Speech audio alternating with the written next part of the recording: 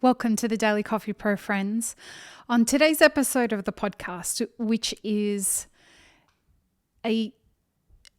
episode 2 of a 5-part series on communication strategies in the coffee industry. And today we are focusing on communicating as a leader, a deliberate communication strategy as a leader.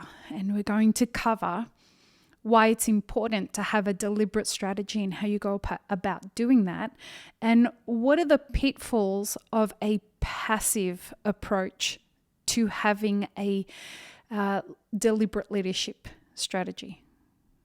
Well, if it's passive, there's nothing deliberate about it, is there? So we'll be going into what happens when you take a passive approach to leadership, your communication strategy around leadership.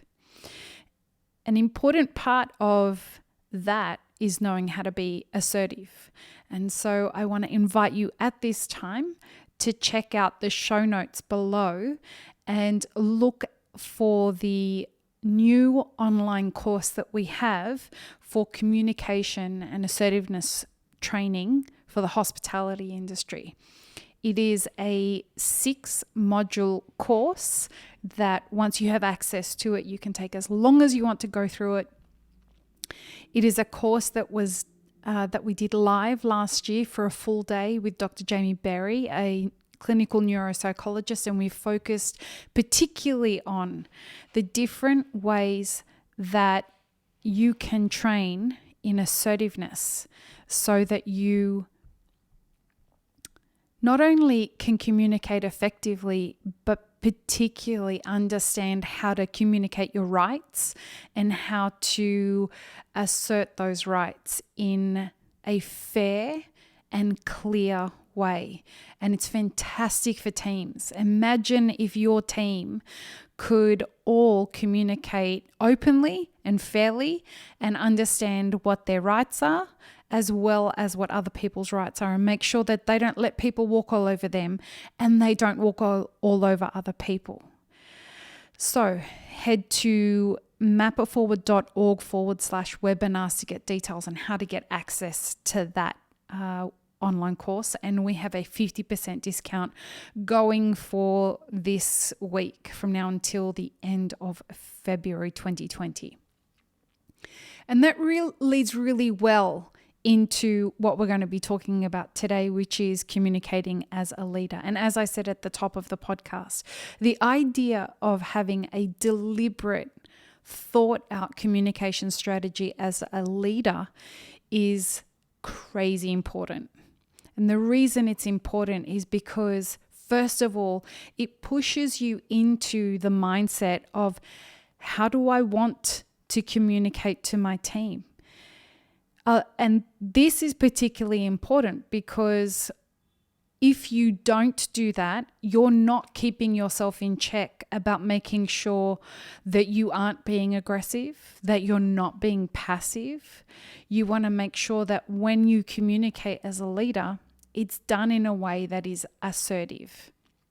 And assertive communication is all about, as I was saying, it's all about fair and open communication that makes sure that you don't abuse other people's rights and that you make sure that you don't have your rights abused.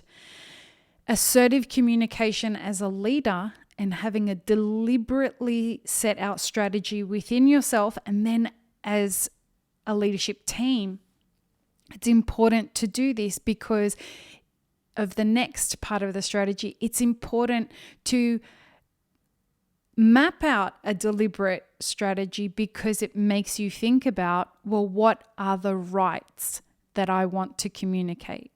What are the expectations that I have of people, and how do I communicate that? So it gives you access to deliberately setting out the what. So what is it that I need to communicate? What are the rights that I want to communicate? Which moves us on to the next thing, which is the how am I going to go about doing that? Having a deliberate communication strategy is going to force you into thinking, how do I currently communicate and how can I do better? Communicating isn't just about you. It is about you in the sense that you're the person that's doing the communicating, but on the greater level, communication is about understanding how the other person is best going to receive your information. If you're somebody who is very passive about the way that you do that and you expect people to just pick up on all the nuance about what you're saying, well then a lot of the time we don't, as leaders, and the reason I'm hesitating there is because so many times in our industry, I hear people say, but how come you didn't know that's what I meant? And the reason people don't know what you meant is because you didn't communicate it. And when you expect people to understand what you mean, that's you being passive as a leader. Oh, well, you should have assumed that that's what I would have said. What context should they have had that would have led them to assume that? And when we fall into the trap of assuming that people know what we're talking about and taking a passive approach to that, we can fall into some very dangerous territory. From a legal perspective, from an occupational health and safety perspective, from a mental health perspective, when we leave a lot up to people's assumptions and what we expect they should know as leaders, we tend to end up going crazy because why didn't they just know? And so if you are expecting people to know something and do something, you need to be proactive in communicating exactly what it is that you need them to know. On the other end, you can be an aggressive leader.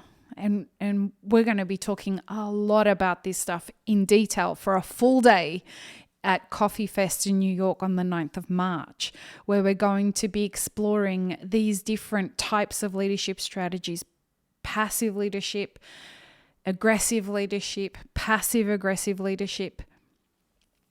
And we're going to be looking at the different communication strategies and the cultures that those leadership strategies cultivate, because the way that you communicate as a leader is absolutely going to set the tone,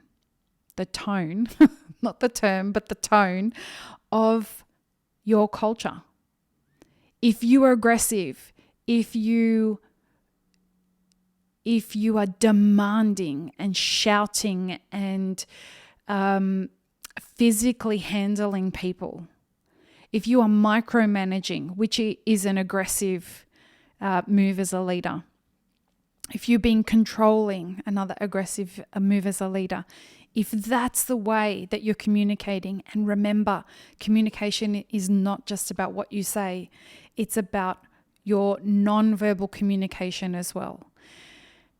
It is, the literature says, it, depending on where you read it, that it's somewhere upwards of 60% of our communication is non-verbal. So eye rolling is a verbal communication strategy, and it's an aggressive communication strategy. The way that you use your body to communicate is as important as the things that you say, if not more.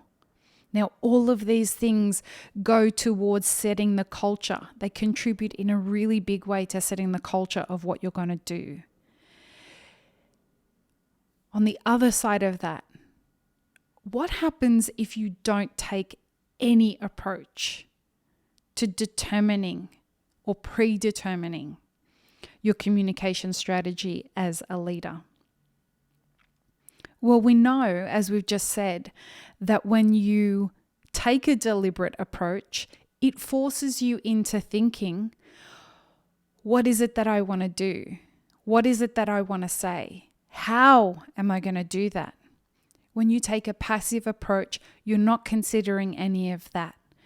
And what that signals is, I am not considering how I need my team to feel. I'm not considering what it is I want them to know. And I don't care how I'm perceived as a leader. Those things, by taking a passive approach, even though we've used the word passive there, those things can actually end up being aggressive, because by not considering what other people need, what you're saying is their rights are not important to me. And they have a right to clear communication from their boss or from their leader, their manager, whoever it is. By you saying, however I want to communicate this stuff is just fine, that's an aggressive move. So having a deliberate communication strategy as a leader is a way that you say to your staff and to yourself, 1, I care about my people. 2, I care about me and the way that I communicate. 3, I care about the health of my business and the culture that's cultivated there. And 4, I care about my brand. And I want to take an active approach in making sure that my business, my people, my brand, and myself are all taken care of. I hope that that's been really helpful. We will tomorrow progress onto communicating as an employee in the industry, which is going to be more fun stuff about your rights and how you communicate those and a lot of other fun stuff. Head to the show notes, check out mapitforward.org/webinars. Jump onto our communication and assertiveness training and grab the great deal that we've got going right now. We'll be having Timothy Hines on the podcast tomorrow. Timothy just recently left the coffee growing region of Yunnan in China, where he was there for 10 years. And we're going to have a conversation about lots of cool stuff, but in particular, I want to understand more about what's going on in China, not specifically around coronavirus, but that's one of the things that I want to talk about with regards to the way that the industry there is reacting to that. But I also want to speak to him about just what it's like with the coffee growing initiatives that are happening over there and the trade that's going on around it and how they're approaching it. So I hope you'll join us. Head to our YouTube channel if you would like to make sure that you get a reminder of when we go live. youtube.com/mapitforward. Please subscribe if you're watching to this video and hit the little bell that's next to the subscribe button. I think it's down there or down there. And you'll get notified. We'd really appreciate it. Peace, love, and peanut butter, friends. Have an amazing rest of your day.